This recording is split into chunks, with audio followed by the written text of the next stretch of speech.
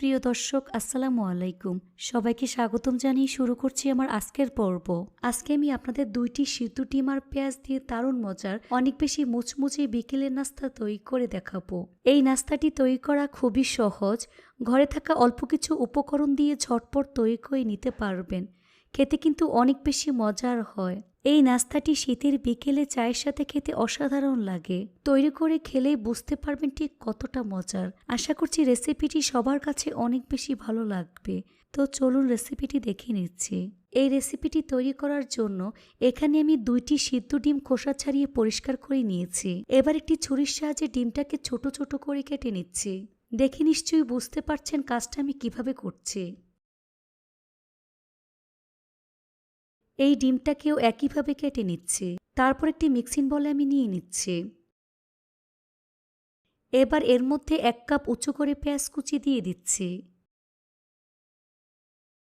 1 table চামচ পরিমাণ কাঁচামরিচ কুচি, 2 টেবিল চামচ পরিমাণ ধনিয়া পাতা কুচি, চিলি ফ্লেক্স দিয়ে দিচ্ছি 1/2 চা চামচ পরিমাণ, দিয়ে দিচ্ছি স্বাদমতো লবণ, চাট মশলার গুঁড়া 1 চা চামচ পরিমাণ।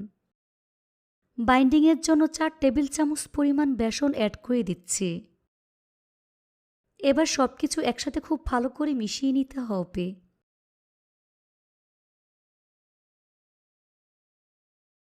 মিশানো হয়ে গিয়েছে। এ পর্যায়ে অল্প অল্প করে পানি অ্যাড করে আঠালো একটি মিশ্রণ রেডি করে নিতে হবে। তবে খুব বেশি পানি দিয়ে মিশ্রণটা নরম করে ফেলা যাবে না। এখানে প্রায় 2 চা চামচ পরিমাণ পানি অ্যাড করে নিয়েছি। আপনাদের ক্ষেত্রে কম বা বেশি লাগতে পারে। এই তো নাস্তার জন্য মিশ্রণটা আমার রেডি হয়ে গিয়েছে। এখান থেকে পরিমাণ মতো মিশ্রণ নিয়ে প্রথমে হাত দিয়ে খুব ভালো করে চেপে নিচ্ছি। তারপর ঠিক এভাবে গোল বলের মতো আমি তৈরি করে নিচ্ছি। এই তো একটি নাস্তা আমি তৈরি করে নিয়েছি। একইভাবে আরেকটি তৈরি করে আপনাদের দেখিয়ে দিচ্ছি।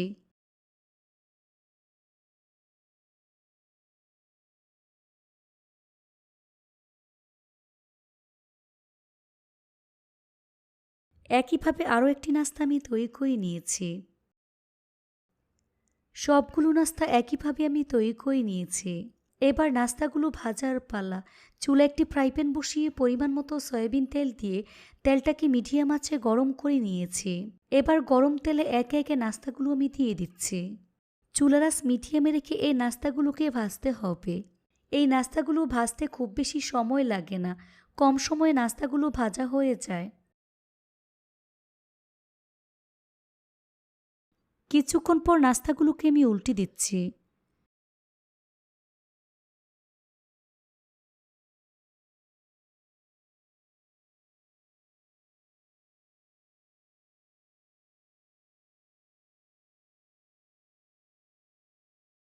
এভাবে কিছুক্ষণ পর পর উল্টে পাল্টে গোল্ডেন ব্রাউন কালার এবং ক্রিস্পি করে ভেজে নিতে হবে।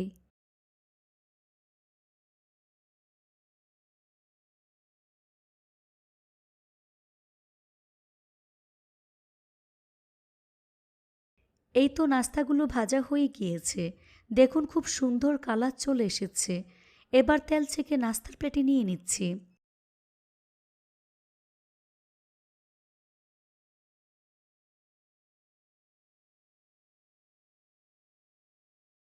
তারপর পরিবেশন করে আপনাদের দেখিয়ে দিচ্ছি। দেখুন আমার নাস্তাগুলো দেখতে মাশাআল্লাহ কতটা সুন্দর এবং কতটা লোভনীয় হয়েছে।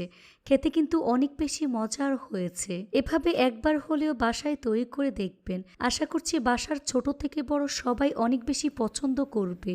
বিশেষ করে বাচ্চারা অনেক বেশি পছন্দ করবে আর মজা করে খেয়ে নেবে। রেসিপিটি ভালো লাগলে অবশ্যই একটি লাইক দিয়ে দিবেন।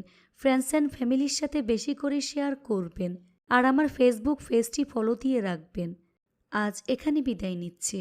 সবাই অনেক বেশি ভালো থাকবেন। আল্লাহ হাফেজ।